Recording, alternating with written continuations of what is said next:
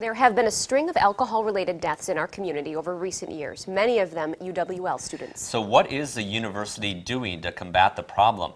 News 8's Jenna Traum looked into their strategies and whether they've been effective. Mike and Lisa, the UWL Wellness Coordinator, who's in charge of educating students about responsible drinking behavior, will be the first to tell you there's a serious problem here. And surveys UWL students take about their alcohol use show it's not getting any better. If anything, binge drinking is getting worse. Here's a look at what the university is doing to try to stop that trend.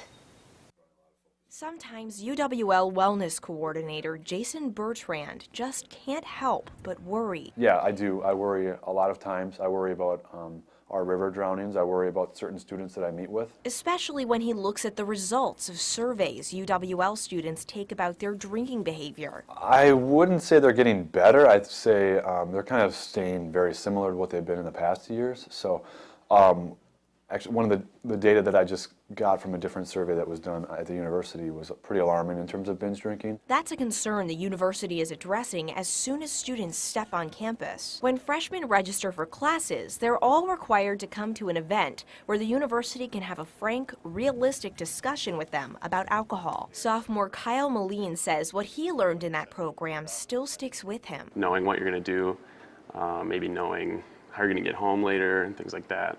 Sometimes people don't always think about that and then kind of get into trouble later on. Molly Krosberg is a student leader in her dorm, where she helped organize an event this year educating residents about the dangers of risky drinking behavior. Definitely in the first year, I think they're the most effective because they may not realize how quickly things can happen. And although the surveys show students' risky alcohol use isn't getting better, Bertrand says he has hope the message of responsible drinking behavior will eventually get through. There's really a chance to change kind of the culture in this community as well as at this institution.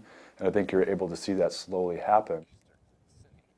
Bertrand also does in-class presentations about responsible drinking behavior, as well as one-on-one interventions with students whose drinking is getting them into trouble. He says Residence Life spends $10,000 to $20,000 a year on fun, alcohol-free events for students on weekends.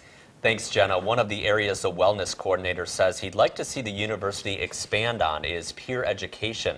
He says research shows hearing from other students about their own experiences has proven to be an effective strategy.